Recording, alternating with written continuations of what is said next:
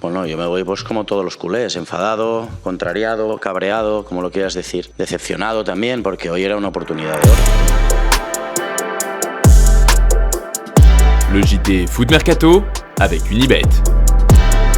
Salut les amoureux du ballon rond, ravi de vous retrouver pour le premier JT Foot Mercato de la semaine. Et vous l'avez vu dans l'intro, Xavi était passablement énervé après la nouvelle défaite du Barça contre le Rayo Vallecano hier soir 1-0. Car oui, les Blaugrana sont dans une sale période. C'est la troisième défaite d'affilée du Barça au Camp Nou. Une première dans l'histoire du club catalan qui semble se diriger vers une fin de saison compliquée. Le titre est désormais un lointain souvenir puisque le Real Madrid n'aura besoin que d'un match nul la semaine prochaine face à l'Espagnol pour être sacré. Il faut dire que les 15 points d'avance au classement aident bien les merengues. Bon, Xavi veut rester positif et se battre pour une qualification à la prochaine Ligue des Champions, car à 5 journées de la fin, rien n'est encore joué. Sí, es que nos tenemos que motivar, porque es que al final el año que viene queremos jugar la Champions y queremos competir en todas las competiciones a partir del año que viene, pero es que depende de nosotros este año. Y al final hemos fallado 2 veces consecutivas en casa contra rivales que hemos dominado y que hemos generado cosas, pero no se han conseguido hacer gol. Pues tenemos que mejorar mucho.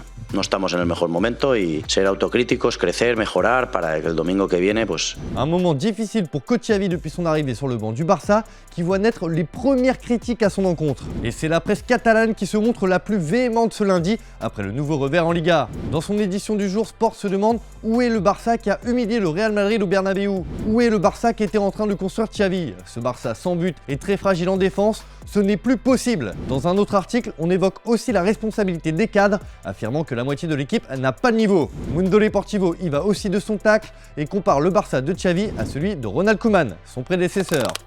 Critiqué, malmené, Xavi connaît ses premiers remous à la tête du FC Barcelone, mais va-t-il réussir à s'imposer dans son club de toujours? C'est la question du jour les amis, vous nous dites tout dans les commentaires et on en reparle dès demain. Vendredi, Stéphane vous demandait quelle serait la recrue de rêve pour Newcastle cet été. Eh bien vous êtes nombreux à penser que les Magpies devraient se jeter sur Darwin Núñez pour créer leur équipe de rêve et atteindre leurs objectifs.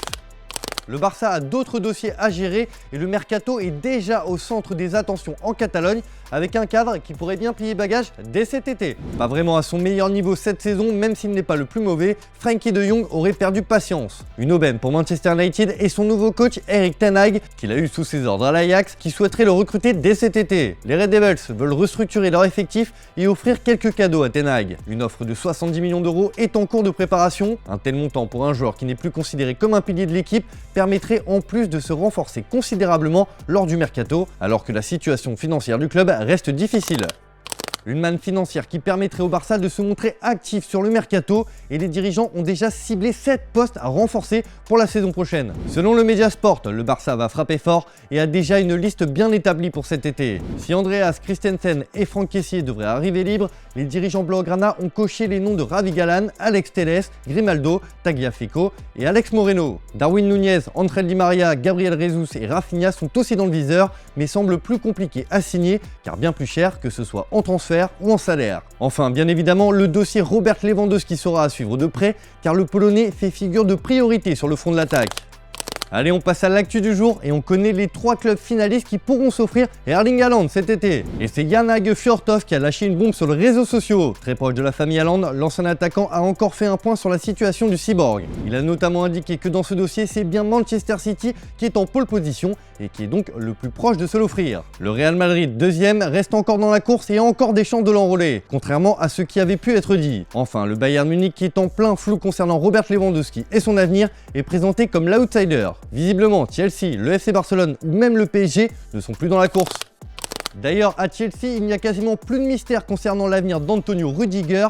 Thomas Tuchel a annoncé que le défenseur quitterait les Blues à la fin de la saison. Because of the sanctions, and even if hopefully the sanctions will be the past, even then it will be incredibly difficult because Tony is what he is. He's a big personality. He's a big leader.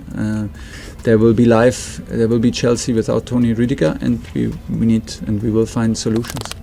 Pisté par le PSG, un autre cadre européen s'intéresse de près à Riyad Mahrez. Selon nos informations, l'AC Milan veut faire de l'Algérien sa tête de gondole pour son nouveau projet XXL. Alors que l'attaquant est en fin de contrat dans un an, les rossoneri comptent bien se mêler à la bataille et tenter de l'enrôler dès cet été. L'indemnité de transfert ne devrait pas poser de problème pour les futurs investisseurs milanais qui devront tout de même mettre la main au portefeuille avec des arguments salariales à la hauteur de la renommée du joueur.